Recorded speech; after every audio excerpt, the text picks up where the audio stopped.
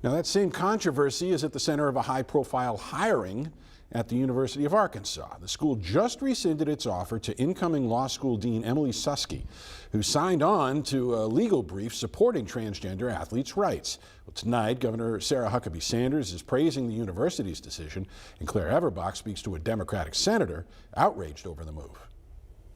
Seems to have come with no warning and no public discussion. Senate Minority Leader Greg Leding says he questions the university's explanation on its decision, based on feedback from, quote, key external stakeholders. It's really hard to believe that it means much of anything, because if these stakeholders were so key, you really thought that during this years-long and public process, the decision makers here would have reached out to these stakeholders if they thought there was anything that might be a decision-altering concern. Leding says without more information from the university, it's hard to ignore the possibility of political pressure. It certainly seems like it could be politically related.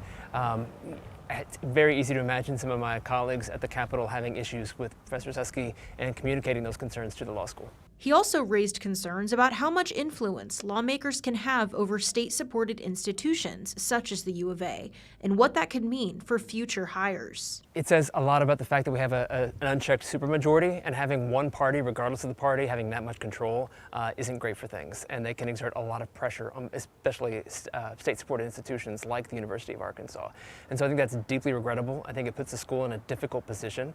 I can't imagine somebody wanting to apply for that role now. And I imagine the school might face some legal jeopardy having rescinded this offer from Professor Susky.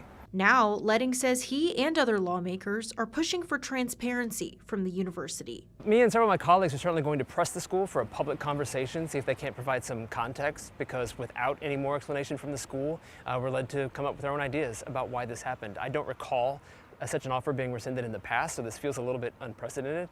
And because it is a publicly supported institution, I do think alumni and taxpayers deserve some answers. Claire Everbach reporting for us there. And since speaking with Leding tonight, we've heard from both the governor's office and the attorney general's office, with Tim Griffin issuing a statement saying he indeed questioned whether the school could have found a better candidate. A spokesperson for the governor said she saw taking back the job offer as a, quote, common sense move.